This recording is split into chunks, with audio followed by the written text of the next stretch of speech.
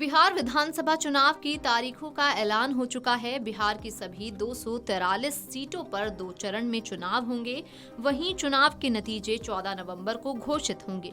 चुनाव से ठीक पहले एनडीए के संकल्प पत्र में कई बड़े वादे किए गए हैं। इसमें पीएम किसान सम्मान निधि योजना से जुड़ा एक बड़ा वादा भी शामिल है। संकल्प पत्र में इस बारे में कहा गया है कि बिहार में अगर एनडीए की सरकार बनती है तो इस स्थिति में पीएम किसान सम्मान निधि योजना के अंतर्गत 3,000 रुपए की धनराशि अलग से राज्य के किसानों को दी जाएगी।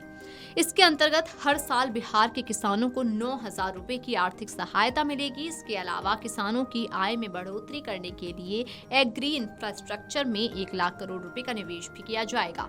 पीएम किसान सम्मान निधि योजना भारत सरकार की एक महत्वाकांक्षी स्कीम है। इस योजना की शुरुआत भारत सरकार ने साल 2019 में की थी। इस योजना के अंतर्गत हर साल किसानों को 6,000 रुपए की आर्थिक सहायता प्रदान की जाती है।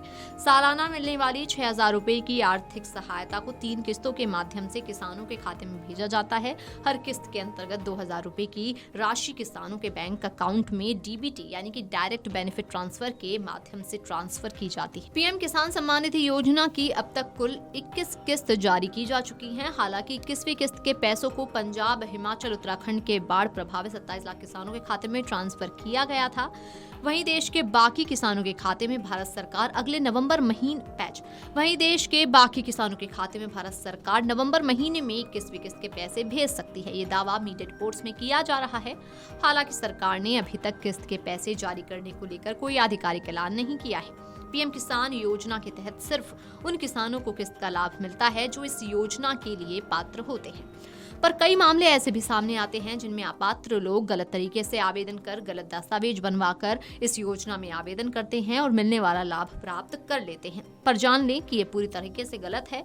विभाग द्वारा समय समय पर ऐसे लोगों की पहचान की जाती है जो इस योजना के लिए पात्र नहीं होते हैं। ऐसे लोगों की पहचान कर उनके आवेदन रद्द किए जाते हैं और जरूरत पड़ने पर विभाग द्वारा रिकवरी भी की जाती है। ऐसे लोगों को नोटिस जारी किए जाते हैं। ऐसा इसलिए किया जाता है ताकि पात्र लोगों को ही योजना का लाभ मिल सके। जो किसान योजना के लिए अपात्र हैं, वे गलत तरीके से योजना से जुड़ते हैं तो उनकी किस्त तो अटकती ही है। इसके अलावा जो लोग भू सत्यापन का काम नहीं करवाते हैं उनकी भी किस्त अटक सकती है। इसमें किसानों की जमीन का वेरिफिकेशन किया जाता है, इसलिए इस काम को समय रहते करवा लें, वरना आप भी किस्त से वंचित रह सकते हैं। पीएम किसान योजना से जो भी किसान जुड़ते हैं उन्हें केवाईसी का काम भी करवाना होता है। अगर आप ये काम नहीं करवाते हैं तो आप किस्त के लाभ से वंचित रह सकते हैं। आप अपने नजदीकी सीएससी सेंटर जाकर या योजना की आधिकारिक वेबसाइट pmkisan.gov.in पर जाकर इस काम को करवा सकते हैं।